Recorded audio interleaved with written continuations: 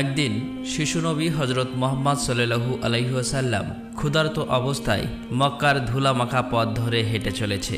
কিছুটা দূরে ছিল আবু জাহেলের খেজুর বাগান। আবু জাহেল এক ইহুদি ব্যক্তিকে নিয়ে খেজুরগুলো একটি বস্তায় ভর্তি করছিল।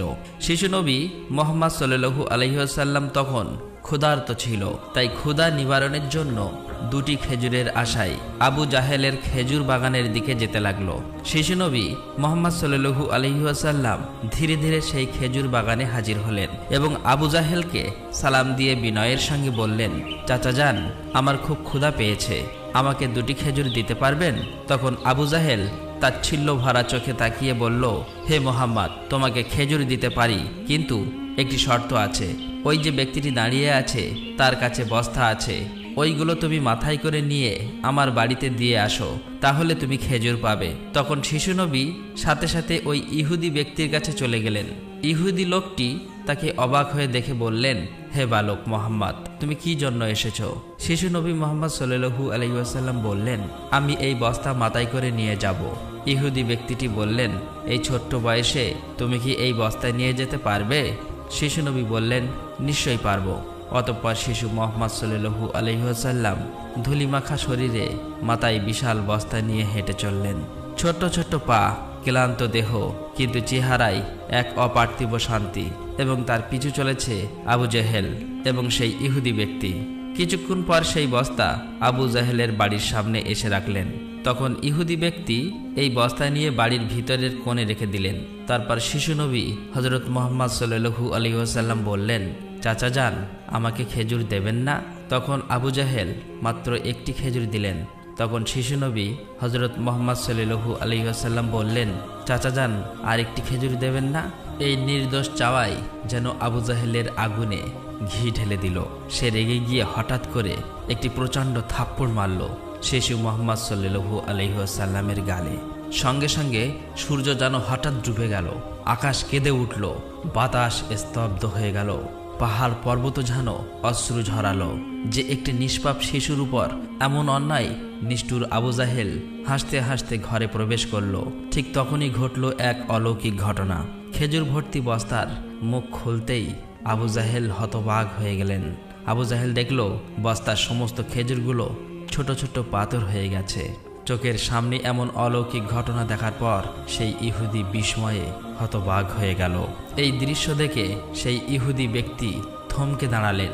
এমন অলৌকিক ঘটনার কথা জানানোর জন্য ইহুদি ব্যক্তিটি দ্রুত তাদের নেতার কাছে ছুটে গেল। কিন্তু নিষ্ঠুর অত্যাচারী আবু জাহেল তখন ঘর থেকে বের হয়ে এলো এবং কটাক্ষ করে বললেন, হে মোহাম্মদ, তুমি তো বড় জাদুঘর, আমার খেজুরগুলো জাদু করে পাথর করে দিয়েছ। শিশু নবী মুহাম্মদ সাল্লাল্লাহু আলাইহি ওয়াসাল্লাম নরম কণ্ঠে মাথা নিচু করে বললেন, চাচা যান, আমি কিছুই জানি না। এই কথা বলতেই নিষ্ঠুর আবু জাহেল আর একটা চড় মারলেন। চড়ের শব্দে যেন আবারও আকাশ কেঁপে উঠল, পাহাড় স্তব্ধ হয়ে গেল, আর শিশুটির চোখে জমে উঠল এক বিন্দু অশ্রু। কিন্তু কি আশ্চর্য, শিশু মুহাম্মদ শুধু এতটুকুই বললেন, চাচা যান, আপনার হাতে ব্যথা লাগেনি তো? আহা, কি মমতা, কি সহমর্মিতা! নিজে চড় খেলেন, অথচ চিন্তা করলেন চড় মারা মানুষের ব্যথার কথা। অতঃপর শিশু নবী সেই ব্যথা আর অপমানের বোঝা নিয়ে বাড়ি ফিরলেন না। চুপচাপ চলে গেলেন পাহাড়ের কিনারায়, শুধু নিঃশব্দে দাঁড়িয়ে রইলেন। এই ঘটনা দেখে গাছগুলো, পাহাড়গুলো বলতে লাগলো, আহ আফসোস, যাকে না সৃষ্টি করলে এই জমিন, এই আসমান, এই পৃথিবী কিছুই সৃষ্টি হতো না। সেই মহান নবী আজ ক্ষুধার্ত, অপমানিত, অবহেলিত। কিন্তু তবুও পাষাণ্ড আবু জাহেলের হৃদয় এতটুকুও কাঁপল না, এক বিন্দু অনুতাপও তার চোখে এলো না।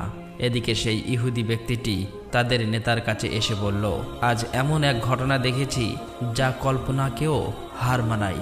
আব্দুল্লাহর পুত্র শিশু মুহাম্মাদের এমন ক্ষমতা আছে যা দুনিয়ার কারণেই। তাকে একটা চড় মারলে খেজুর সব পাথর হয়ে যায়। আচ্ছা, আপনি কি বলতে পারবেন এটা কি জাদু না অলৌকিক ক্ষমতা? তখন তাদের নেতা বললেন, আমরাও শুনেছি আমাদের ধর্মগ্রন্থ নাকি মুহাম্মাদের নাম আছে, সে হবে শ্রেষ্ঠ নবী এবং শেষ নবী। তবে তিনি কি এই মুহাম্মদ, এটা জানার জন্য আমাদের ধর্মগুরুর সান্নিধ্য প্রয়োজন। যদি এটা সত্য হয় তবে তাকে আমরা বাঁচাতে দেব না, এই পৃথিবী থেকে সরিয়ে দেব। তোমরাও যাও, আমাদের ধর্মগুরুর কানে এটি পৌঁছে দাও। তখন সেই ইহুদি ব্যক্তিটি আবারও আবু জাহেলের বাড়ির দিকে রওনা হলেন। যেতে যেতে সেই খেজুর বাগানের কাছে উপস্থিত হয়ে দেখলেন সমস্ত খেজুর গাছের খেজুর নেই, সব একেবারে পাথর হয়ে গেছে। এটা দেখে সেই ইহুদি ব্যক্তিটি হতভম্ব হয়ে গেলেন। তিনি আর এক মুহূর্ত দাঁড়ালেন না, খুব দ্রুত আবু জাহেলের বাড়ির দিকে রওনা হলেন। আবু জাহেলের বাড়িতে এসে বললেন, ভাই, আপনার খেজুর বাগানের সমস্ত খেজুরগুলো তো পাথরে পরিণত হয়ে গেছে। এখন এটাকে যদি ফিরিয়ে আনতে না পারেন তাহলে অনেক টাকা ক্ষতি হয়ে যাবে। এটাকে ফেরানোর একমাত্র পথ হলো শিশু মুহাম্মাদের কাছে ক্ষমা চাওয়া। কিন্তু আবু জাহেল ক্ষমা চাওয়ার পাত্র ছিল না। সে ছিল নিষ্ঠুর এবং অতি চালাক। তাই সে চালাকি করেই বলল, ঠিক আছে, চলো আমরা মুহাম্মাদের বাড়িতে গিয়ে দেখি। এই বলে তারা শিশু মুহাম্মদ সাল্লাল্লাহু আলাইহি ওয়াসাল্লামের বাড়ির দিকে রওনা হলেন। শিশু মুহাম্মদ সাল্লাল্লাহু আলাইহি ওয়াসাল্লাম থাকতেন চাচা আবু তালেবের সঙ্গে। চাচা আবু তালেব তখন ঘরে একা। কিছুক্ষণের মধ্যেই আবু জাহেল এসে হাজির হয়ে বললেন, হে আবু তালেব, শিশু মুহাম্মদ কোথা থেকে এমন জাদু শিখেছে? সে তো বড় জাদুঘর। সে আমার খেজুরগুলো সব পাথর করে দিয়েছে। কোথায় গিয়েছে তুমি কি খবর রাখো? তাকে তো খুঁজে পাওয়া যাচ্ছে না। দেখো কোন পাহাড়ের কিনারায় জঙ্গলের বাঘ ভাল্লুকে খেয়ে নিয়েছে কিনা। এই কথা শোনা মাত্রই চাচা আবু তালেব আর দেরি করলেন না, শিশু নবীকে খুঁজতে বার হলেন। এদিকে শিশু নবী হযরত মুহাম্মদ সাল্লাল্লাহু আলাইহি ওয়াসাল্লাম পাহাড়ের কিনারায় বসে কাঁদছে আর বলছে, আজ যদি আমার মা বাবা বেঁচে থাকতো আমার সাথে কেউ এরূপ ব্যবহার করতে পারত না। আমি আজ বড় একা। শিশু নবীর কান্না দেখে জঙ্গলের বাঘ ভাল্লুক হরিণ সেখানে আসলেন। সেই ব্যথায় ব্যতীত হয়ে তারাও যেন কাঁদছে আর বলছে, ইয়া রাসূলুল্লাহ, রাহমাতুল লিল আলামিন, এই চর যেন আমাদের লেগেছে। ইয়া রাসূলুল্লাহ, তুমি আর কেঁদো না, এই কান্না আমরা সহ্য করতে পারছি না। অতঃপর কিছুক্ষণের মধ্যেই চাচা আবু তালেব সেখানে হাজির হলেন। এটা দেখার পর তিনি আর কিছুই বললেন না, একেবারে অবাক হয়ে গেল। তখন চাচা আবু তালেব সান্ত্বনা দিয়ে বললেন, তোমাকে এমন কষ্ট দিল, আমি তো আছি। আমি বেঁচে থাকতে কেউ তোমাকে আঘাত করতে পারবে না। অতঃপর শিশু নবীকে নিয়ে চাচা আবু তালেব বাড়িতে চলে এলেন। সেই রাতেই চাচা আবু তালেব আবু জেহেলের বাড়িতে গিয়ে বললেন, তুমি তাকে জাদুঘর বলছো, অথচ সে তো কিছুই চায়নি। সে তো তোমার খেজুর নেয়নি, তোমার বিরুদ্ধে কিছু বলেনি। এই শিশুর চোখে যে অশ্রু ঝরেছে সেই অশ্রু একদিন পাহাড়ও গলিয়ে দেবে। এই কথা বলে তিনি সেখান থেকে চলে আসলেন। এই কথা শুনে আবু জাহেল কোনো জবাব দিল না, কারণ এই শিশুর মধ্যে এমন কিছু ছিল যা সে অনুভব করতে পারছিল কিন্তু স্বীকার করতে পারছিল না। আসলে আবু জাহেল ছিল মিথ্যাবাদী এবং অত্যাচারী। সেই রাতে মক্কার আকাশে এক উজ্জ্বল আলো দেখা গেল। সবাই ভাবল বুঝি কোনো তারা পড়েছে। ফেরেশতারা একে একে নেমে আসলো। এক ফেরেশতা আরেক ফেরেশতাকে বলল, এই শিশুর চোখে পানি দিয়ে একদিন মহা কিতাব নাজিল হবে। এই শিশু হবে শ্রেষ্ঠ মানব তথা শ্রেষ্ঠ নবী, যা সমগ্র বিশ্ববাসীর জন্য রহমত স্বরূপ। এদিকে ইহুদি কাফেররা এই অলৌকিক ঘটনা শোনার পর নবীজিকে হত্যা করার জন্য ষড়যন্ত্র লিপ্ত হয়ে যায়। কেননা তারা চেয়েছিল যে শেষ নবী তাদের বংশের মধ্যে জন্ম হোক, কিন্তু তা হয়নি। তাদের মধ্যে একজন ইহুদি তাদের ধর্মগুরুর কাছে গিয়ে সমস্ত ঘটনা খুলে বললেন। তখন তাদের ধর্মগুরু বললেন, আমি চিনেছি তাকে, সে সেই নবী যার বর্ণনা আমাদের কিতাবে আছে। তার দুটি চিহ্ন রয়েছে, একটি কাঁধে নবুয়াতের মোহর, অন্যটি তার দৃষ্টিতে রহমত। অন্য একজন প্রশ্ন করল, তাহলে আপনি কি ঈমান আনবেন? তখন তিনি চুপ করলেন, মাথা নিচু করলেন, তারপর শুধু বললেন, আমরা চেয়েছিলাম আমাদের বংশে আসুক, তাই আমরা সত্যকে অস্বীকার করব। অন্যদিকে প্রতি বছর চাচা আবু তালেব ব্যবসার উদ্দেশ্যে সিরিয়ায় সফর করতেন। সেদিনও চাচা আবু তালেব সিরিয়া সফরের উদ্দেশ্যে প্রস্তুত হচ্ছিলেন। ঠিক সেই সময় শিশু মুহাম্মদ সাল্লাল্লাহু আলাইহি ওয়াসাল্লাম এসে বললেন, চাচা যান, আপনার সঙ্গে আমিও সিরিয়ায় সফরে যাব। কিন্তু শিশু মুহাম্মাদের কথা চাচা আবু তালেব ফেলতে পারলেন না। অতঃপর পরের দিন ব্যবসার উদ্দেশ্যে শিশু মুহাম্মাদকে নিয়ে চাচা আবু তালেব সিরিয়া সফরের উদ্দেশ্যে রওনা হলেন। এভাবেই চলতে চলতে কয়েক মঞ্জিল পথ অতিক্রম করার পর বাণিজ্য কাফেলা শাম নামক একটি জায়গায় গিয়ে বিশ্রাম নিচ্ছিলেন। সেখান থেকে কিছুটা দূরে খ্রিস্টানদের একটি গির্জা ছিল। সেই গির্জায় খ্রিস্টানদের একজন ধর্মগুরু ছিল, যে সেই জামানার সবচেয়ে মহাপণ্ডিত ছিল। কাফেলা যখন আবারও চলতে শুরু করলো, তখন ওই খ্রিস্টানদের ধর্মগুরু লক্ষ্য করে দেখল কাফেলার সাথে সাথে যে সোজা শিশু নবী আছে তার ঠিক মাথার উপর একখণ্ড মেঘ আছে। তার মাথার উপর ছায়া দিতে দিতে সরে আসছে। এটা দেখে তিনি অবাক হয়ে গেলেন। খ্রিস্টান ধর্মগুরু খুব শীঘ্রই তাদের ধর্মগ্রন্থ পড়ে বুঝলেন নিশ্চয়ই কাফেলার ভিতরে আখিরি জামানার শেষ নবী রয়েছে। তখন তিনি খুব দ্রুত তাদের একজন লোককে ডাকলেন এবং বললেন, তোমরা যাও, ওই কাফেলার সকলকে ডেকে আনো, তাদেরকে আমরা দাওয়াত খাওয়াবো। এই কথা শুনে তারা সেখানে চলে গেল এবং তাদেরকে বলল, প্রিয় ভাইরা, আমাদের ধর্মগুরু আপনাদের সকলেরই দাওয়াত করেছেন, এই দাওয়াত আপনারা কবুল করুন। অতঃপর কাফেলার সকলেই ওই গির্জায় আসলেন। তারপর খ্রিস্টান ধর্মগুরু কাফেলার সকলকে পেট ভরে খাওয়ালেন। অতঃপর কিছুক্ষণ পর খ্রিস্টান ধর্মগুরু আবু তালেবকে বললেন, হে কাফেলার সর্দার, নিশ্চয়ই এই শিশুর পিতামাতা ইন্তেকাল করেছে। আবু তালেব বললেন, হ্যাঁ, আপনার অনুমান সত্য, তারা ইন্তেকাল করেছে। এখন আমি তাকে লালন পালন করি। তখন খ্রিস্টান ধর্মগুরু বলল, এ কাফেলার সর্দার, শুনে রাখো, আপনার ভাতিজা নিশ্চয়ই আল্লাহর শেষ নবী হবেন। তার পৃষ্ঠদেশে মোহরের নবুয়াত খচিত আছে। তার প্রতি তুমি খুবই সতর্ক দৃষ্টি রাখবে এবং তাকে কোথাও একা যেতে দেবেন না। কেননা ইহুদি নাসারাগণ এটা জানতে পারলে, চিনে ফেললে, তারা শিশু মোহাম্মদকে প্রাণনাশের চেষ্টা করবে, এতে কোনো সন্দেহ নেই। তখন চাচা আবু তালেব বললেন, আপনি এই খবর জানেন কিভাবে? খ্রিস্টান ধর্মগুরু বললেন, আমি তৌরাত কেতাবে এই ঘটনার বর্ণনা পেয়েছি। তুমি যাও, তোমার ভাতিজাকে এখানে ডেকে আনো। তখন চাচা আবু তালেব শিশু মোহাম্মদকে সেখানে আনার জন্য চলে গেলেন। কিছুক্ষণ পর খ্রিস্টান ধর্মগুরু দেখলেন আবার একটি কাফেলা রওনা হচ্ছে। তখন খ্রিস্টান ধর্মগুরু সেখানে গেলেন এবং তাদেরকে জিজ্ঞাসা করলেন, আপনারা কারা আর কোথায়, কি জন্যই বা যাচ্ছ? তখন তারা উত্তর দিল, আমরা রোম দেশের সৈন্য, আমাদের বাদশাহ আমাদেরকে পাঠিয়েছে যে দুনিয়াতে নাকি আখিরি নবীর আবির্ভাব হয়েছে অনেকদিন আগেই। আমরা তার সন্ধান করছি, তাকে খুঁজে ফেলে হত্যা করে দেব। আপনি কি তার কোনো সন্ধান দিতে পারবেন? তখন খ্রিস্টান ধর্মগুরু বলল, তোমরা বৃথায় তাকে খুঁজে বেড়াচ্ছ। আল্লাহ তাআলা যদি সত্যিই তার শেষ নবীকে দুনিয়ায় পাঠিয়ে থাকেন, তবে তো তিনি নিজেই তাকে হেফাজত করবেন। কারো এমন সাধ্য নেই যে তাকে হত্যা করতে পারবে। অতএব তোমরা আবারও রোম দেশে ফিরে যাও। এই কথা শুনে ওই সৈন্যগুলো ফিরে গেল। এভাবেই সেই দিন অতিবাহিত হয়ে গেল। রাতের বেলা খ্রিস্টান ধর্মগুরু চাচা আবু তালেবকে তাদের গির্জায় ডেকে বলল, হে কাফেলার সর্দার, দেখেছ তো আমার কথাই সত্য। ইহুদি নাসারাগণ আখিরি নবীর সাথে চরম শত্রুতা পোষণ করে। তারা যদি শেষ নবীকে হাতের কাছে পেয়ে যায় তাহলে হত্যা করার চেষ্টা করবে। অতএব ভাতিজাকে নিয়ে বিদেশে যাওয়া উচিত হবে না, ফিরে যাও। অতঃপর পরের দিন চাচা আবু তালেব আর বিদেশ সফর করলেন না, আবারও দেশের পথে ফিরে আসতে লাগলেন। কিছুক্ষণ যাবার পর পথের মধ্যে একটি ঘোড়া দেখতে পেলেন, কিন্তু সেখানে কোনো মানুষ ছিল না। এটা দেখে তারা সেখানে দাঁড়িয়ে পড়লেন। তারপর দেখলেন একজন মানুষ মৃত অবস্থায় পড়ে আছে। আসলেই এটি ছিল একজন ইহুদি যে শিশু নবীকে হত্যা করতে এসেছিল। কিন্তু আজ সেই শিশু নবী নিজে তাকে বাঁচিয়ে তুলছে, নিজের হাতে পানি খাওয়াচ্ছেন। এভাবেই তাকে বাঁচিয়ে নিজেদের সাথে নিয়ে আবারও পথ চলতে শুরু করলেন।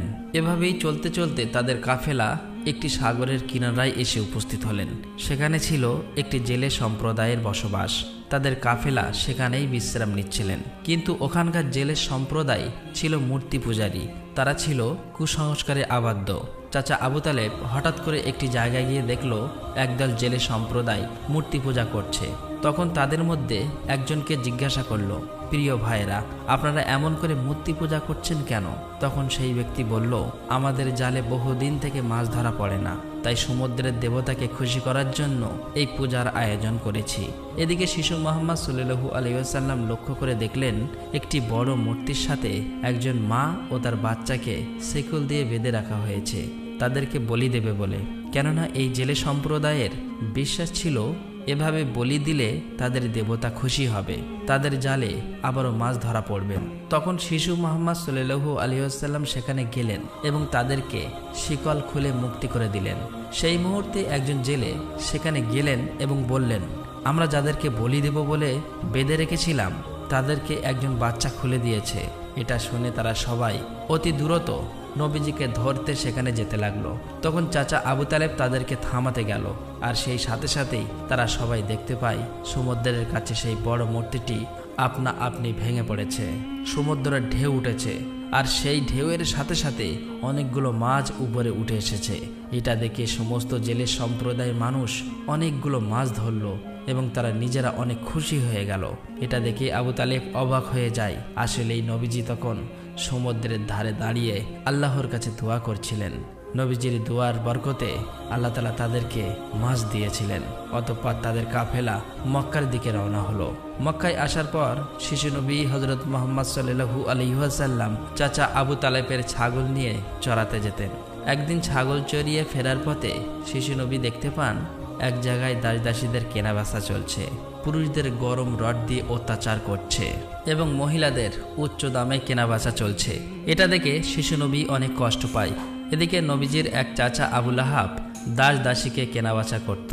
তিনি একজন দাসকে বেশি দামে বিক্রি করে দিচ্ছিলেন। ঠিক সেই সময় তার স্বামী গিয়ে বললেন, হুজুর, আপনি এমন কাজ করবেন না, আমাদেরকে ক্ষমা করে দিন। এভাবেই কাকুতি মিনতি করতে লাগলো, কিন্তু আবু লাহাব তার কোনো কথাই শুনতে চায় না। ঠিক সেই সময় আমাদের দয়ার নবী সেখানে হাজির হয় এবং চাচা আবু লাহাবকে বলে, আপনি এই মহিলাকে বিক্রি করবেন না। তখন আবু লাহাব বলে, আমি এই মহিলাকে অনেক বেশি দামে কিনেছি, আমার মূল্য পরিশোধ করে দিলে আমি তাকে ছেড়ে দেব। তখন শিশু নবী তার এই মূল্য পরিশোধ করে দিলেন, আর সেদিন সেই মহিলা নবীজির জন্য মুক্তি পেয়েছিলেন। অতঃপর সেই সময় মক্কায় বহুদিন ধরে বৃষ্টি হচ্ছিল না।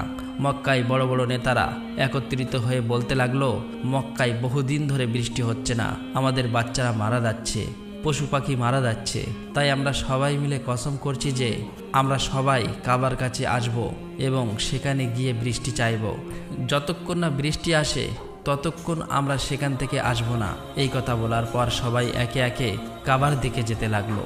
সেখানে চাচা আবু তালেবও যাবে। ঠিক এমন সময় শিশু মুহাম্মদ সাল্লাল্লাহু আলাইহি ওয়াসাল্লাম চাচা আবু তালেবকে জিজ্ঞাসা করলেন, চাচা যান, আপনি কোথায় যাচ্ছেন? চাচা আবু তালেব বললেন, হে মুহাম্মদ, আমাদের মক্কা শুকিয়ে গিয়েছে, বহুদিন বৃষ্টি হয় না, একে একে সবাই মারা পড়ছে, তাই বৃষ্টির জন্য কাবা ঘরের কাছে যাচ্ছি। তখন শিশুনবী বললেন, চাচা যান, আপনি আমাকে সাথে নিয়ে চলেন। তখন চাচা আবু তালেব বললেন, হে মুহাম্মদ, তুমি এখন ছোট্ট, সেখানে মক্কার বড় বড় নেতারা থাকবে, আমি যদি তোমাকে নিয়ে যাই তাহলে সকলেই আমাকে অপমান করবে। তখন শিশুনবী বললেন, চাচা যান, আপনি আমাকে সাথে নিয়ে চলেন, তারা যদি আমাকে সেখানে থাকতে না দেয় তাহলে আমি চলে আসব। শিশু নবীর মুখে এমন কথা শোনার পর চাচা আবু তালেব তার কথা ফেলতে পারলেন না। আসলে তিনি তাকে খুবই ভালোবাসতেন, তাই তিনি তাকে নিয়ে কাবার দিকে রওনা হলেন। কিছুক্ষণ পর তারা কাবার কাছে গিয়ে হাজির হলেন। দেখলেন কাবা ঘরের কাছে মক্কার বড় বড় নেতারা হাজির হয়েছে। আশেপাশের পুরুষ মহিলা সবাই হাজির হয়েছে, কেননা তারা শপথ নিয়েছে বৃষ্টি না আসা পর্যন্ত কাবা ঘর আঁকড়ে ধরে রাখবে। মক্কার বড় বড় নেতারা বলতে লাগলো, হে আবু তালেব, তুমি কি জানো না আমরা এখানে শপথ করে এসেছি, তুমি এই শিশুটিকে কেন নিয়ে এসেছো? এখানে তো তার কোনো প্রয়োজন নেই। তখন আবু তালেব বললেন, হে মুহাম্মদ, তুমি পিছনের দিকে চলে যাও। এই কথা শুনে শিশু মুহাম্মদ পিছনের দিকে চলে গেলেন।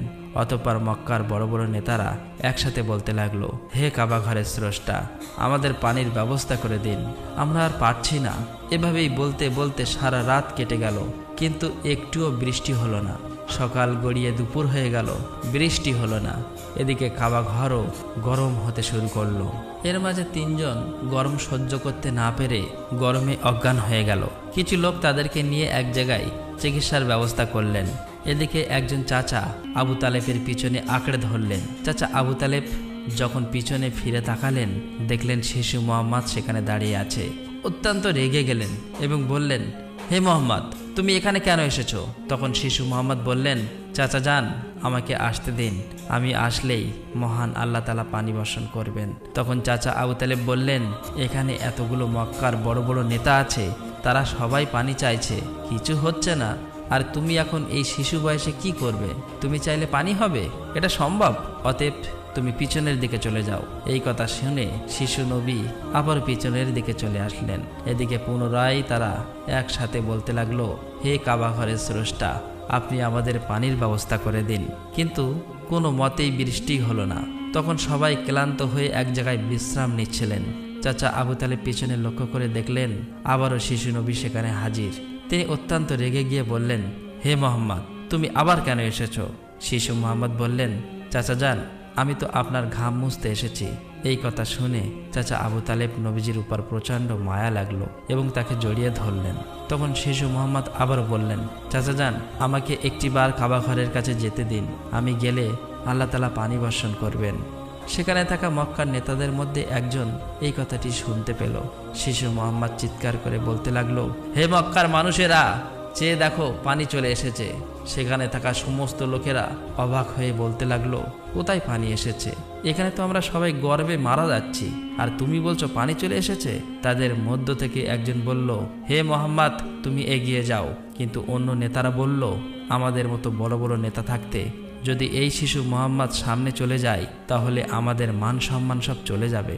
অতঃপর অনেক আলোচনার পর শিশু মোহাম্মদকে কাবা ঘরের সামনে যাবার অনুমতি দেওয়া হলো। শিশু মোহাম্মদ সাল্লাল্লাহু আলাইহি ওয়াসাল্লাম যখন কাবা ঘরের কাছে গিয়ে আকাশের দিকে মুখ তুললেন এবং আল্লাহর কাছে দোয়া চাইলেন, সঙ্গে সঙ্গে মক্কার বুকে মুষলধারে বৃষ্টিপাত শুরু হলো। দেখতে দেখতে মক্কার চারিদিকে বৃষ্টিতে পরিপূর্ণ হয়ে যায়। এটা দেখে মক্কার মানুষেরা খুবই খুশি হয়ে যায় এবং বৃষ্টিতে ভিজতে ভিজতে যে যার মতো তাদের বাড়ি চলে যায়। প্রিয় দর্শক, একবার ভেবে দেখুন, এই কাহিনীটি শুধু ইতিহাস নয়, এটা ভালোবাসা, কষ্টের আর তাকওয়ার এক জীবন্ত নির্দেশ। আমাদের দয়ার নবী, রহমতের নবী কতই না কষ্ট পেয়েছেন। তিনি এত কষ্ট সয়েও কাউকে অভিশাপ দেননি, শুধু দোয়া করছিলেন, হে আমার রব, আমার উম্মতকে মাফ করে দাও। তারা জানে না আমি কে। এই সেই নবী যার ভালোবাসা ছাড়া জান্নাতের দরজা খুলবে না কারো জন্য। আর আজ আমরা এই যুগের মুসলিম কতটুকু কাঁদি তার জন্য, কতটুকু ভালোবাসি তাকে, কতটুকু তার সুন্নাহ আঁকড়ে ধরেছি। একবার ভেবে দেখুন, যে নবীর কষ্টে পাহাড় কাঁদে, গাছ কাঁদে, পশু পাখি কাঁদে, আর আমরা, আমাদের চোখে জল আসে না, আমাদের হৃদয় কেন নড়ে না? প্রিয় দর্শক, আসুন আমরা সকলেই দোয়া করি, মহান আল্লাহ তাআলা যেন আমাদের সকলকে সেই দয়ার নবীর ওসিলায় মাফ করে দেন। আল্লাহ তাআলা আমাদের সকলের দোয়া কবুল করুক, আমিন। আসসালামু আলাইকুম।